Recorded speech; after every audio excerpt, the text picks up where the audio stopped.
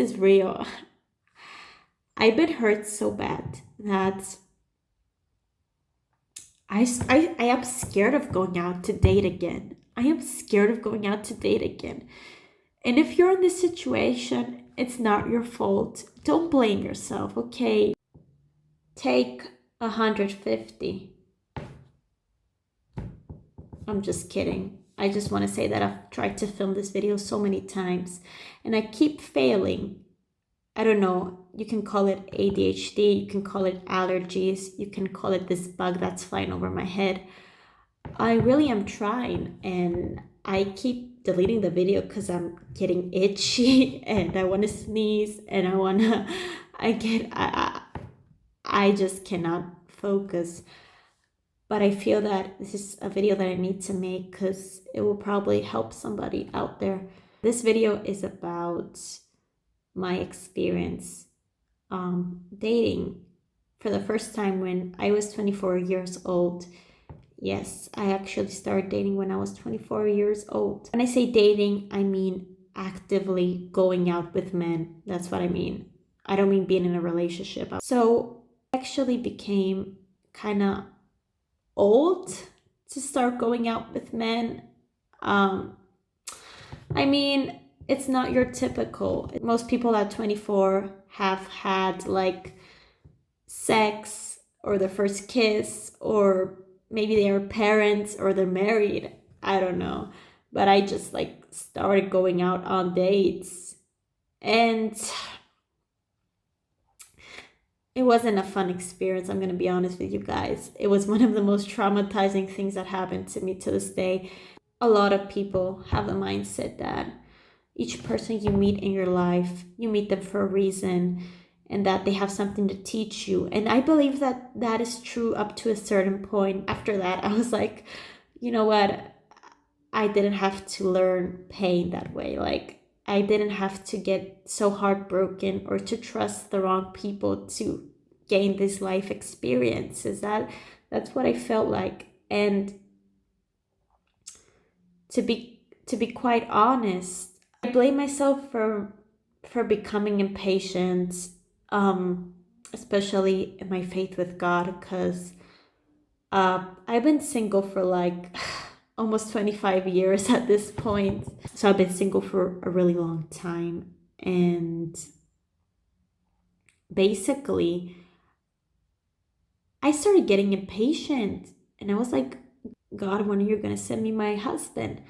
But I also hear other people say like, he's not going to bring him at your front door. You should go out more and you should go socialize.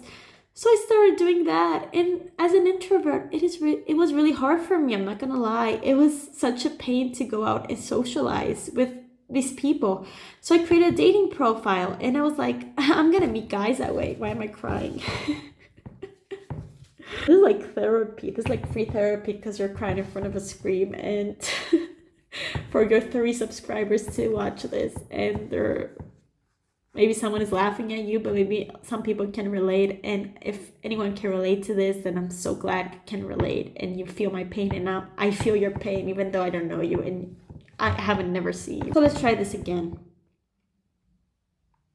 I was getting kind of impatient, to be honest. And I will hear a lot of people tell me that I need to put myself out there. And how would people approach me? How would a man approach me if they don't know that I even exist? So I downloaded a couple of dating apps, and it was a pretty disappointing experience. It was pretty disappointing. I gotta say, I had many bad experiences, but the point of this video is not to say my bad experiences, is to basically tell you guys what I learned from this whole thing. The first thing I learned is that you shouldn't rush yourself. You shouldn't push yourself. It's good to get out of your comfort zone. It's good to try new things, but meeting the one isn't going to be easy, in my opinion. Don't compare yourself to anyone. That's also something else I wanted to say. Also, when you compare yourself to other people, you tend to rush, into bad situations. You're like, I'm going to be lonely. I'm 24, I'm 25, and I'm still single. I have no one. I need to push myself.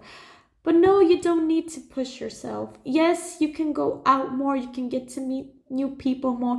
But if you meet someone and you think you're not compatible, don't listen to people when they tell you, give that guy a chance and that's why you're single. No, don't give that guy a chance. If you don't, if you feel in your gut, if you're in your gut, if you feel in your soul, if you can hear God telling you, no, that's not the one, why would you push yourself towards that person? Don't do that mistake, because I tried to do that and it failed miserably. I was starting to think that, you know what, I see some red flags, a lot of red flags, but it's okay. It's okay. Maybe things will get better. No, no. You know what? Things may get better for them, and hopefully God does work on them and He changes their hearts and He causes them to become great men. You may have the worst person in front of you, and they may, years down the road, they may become the best husband, the best son, the best friend, the best everything. But you gotta look at things as they are right now. And if a man isn't following God, and if a man doesn't value you, if a man doesn't appreciate you, if a man isn't treating you correctly now, you shouldn't just stick with that guy and just hope that he's gonna change, because the biggest probability is that he's not gonna change, honestly. You should never underestimate yourself and who you are. You know what? No one is perfect, and you definitely aren't perfect, but um, if you're quirky, you have a weird sense of humor, if you talk funny, if you like to dress with all the colors of the rainbow or something, if you're the person you are and you meet someone and they don't appreciate it, they don't appreciate you, uh, they don't laugh at your jokes, they don't think you're funny, they don't like the way you dress, they don't like your hair, they don't like the way you look, then why are you with this person? Because I used to go out with this guy, and he used to make fun of me, literally. And oh, I had no respect for myself, and I was tolerating that behavior. When I would say a joke, he wouldn't laugh at it. And that's okay, maybe you don't understand my humor, but when I was laughing at a joke, he would tell me, you laugh funny and you should probably stop laughing because your laugh is funny. Excuse me? You should never dim your light for any man, and never be with any guy who disrespects you and who doesn't appreciate you. And even if he doesn't appreciate the little things about you, if he doesn't appreciate the little things about you, he will probably not appreciate you in general. Something else I learned is that if you have standards, you should keep them, and never let anyone tell you that you have too high standards. Please, you having standards means that you respect yourself. Not having standards is disrespectful to yourself. You deserve standards, you know what? And your standards aren't high. It's funny, it's crazy actually how these things now are considered too much. So if you're asking for a decent human being, you're asking for too much. You should tolerate cheating, you should tolerate lying, you should tolerate being manipulated. Why? Who says these things? Who says these things? I'm pretty sure the people who say these things are people who either do these things, they're either liars, cheaters, manipulators, terrible people, or they are in such abusive relationships and they have never experienced anything good. Don't let anyone tell you that you're asking for too much if all you are asking for is a decent human being, a nice guy, a guy who actually loves you and appreciates you and values you. Another thing I learned is that if you're a Christian and you believe in God, if you believe in Jesus, you cannot be with a man who has not have the same faith. If you take your faith seriously, you shouldn't be with someone who hasn't have that same faith. Plain and simple. Another lesson I learned from this experience is that you should be very careful to the people that you talk and trust around you. Also, the way you handle yourself, you handle your business. What I'm saying is from personal experience. There is a lot of evil in this world, unfortunately, and most people around you may not want your own good, and a lot of people around you are jealous of you, and you may not realize how and why. When I look at myself, I do see a lot of good things in my life. I'm really grateful for many of them. Thank God, He gave me a lot of blessings.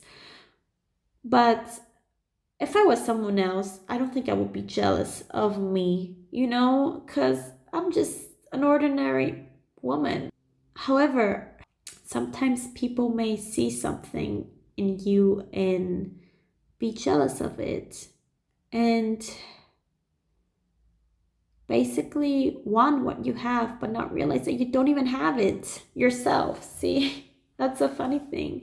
They may be jealous of something that you're giving off. Maybe you're giving off the illusion that everything is great in your life, or maybe you're giving off the illusion that you have the perfect love life, and that may be far from the truth. And people would get jealous of you sometimes. So something else I learned is that you shouldn't tell people about your business. A few people should know about your business. Nothing is sure. Like when you start to go out with a guy and you start to still get to know them, you shouldn't go and tell everyone, "Oh, I'm going out with this guy right now," because it might not work out. And then people are going to talk about you. And then you're going to meet another guy and you're going to tell them, and they're going to say, okay, and then you're gonna meet another guy. You're gonna tell them, and they're gonna be like, wow, it's a third guy that it didn't work out with. And basically people are gonna be laughing at you. To me, I would never laugh with that. And I believe a person who has a great understanding of the world would never judge anyone just because they had more than a few bad dating experiences. Because you know what, sometimes you might be a really good person, and that's why you're struggling to find something as equal as good. Maybe you're single for many years, you went on more than a few dates with more than a few guys, and you've been so disappointed, and you're like, what is wrong with me? Maybe the problem isn't you.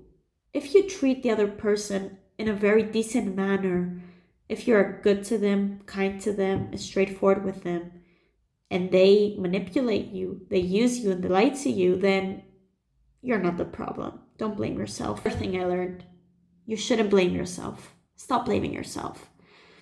Even if you're at fault for making poor decisions or having poor judgment, as some might say, it's something I used to tell myself that, you know what, my fault is that I had poor judgment.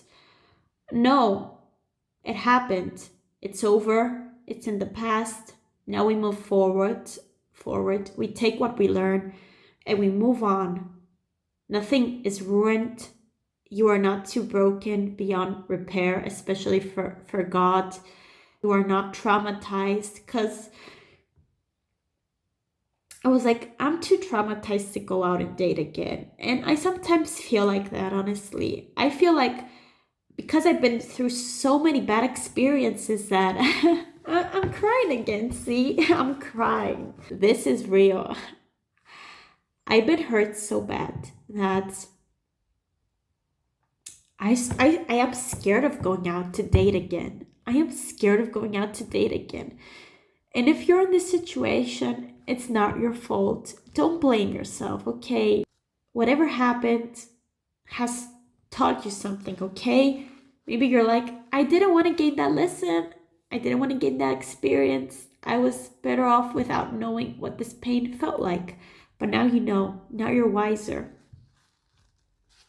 And yeah, that's my other point, to learn from this whole experience. to take the bad and learn from it, take the good and learn from it, take the whole situation and learn from it. I feel like I wanted to mention more things, but it's getting really late for me. I hope this video can help somebody, and thanks for listening. And whatever happens in your life, don't lose hope. Things will be better. Thanks for listening. Bye.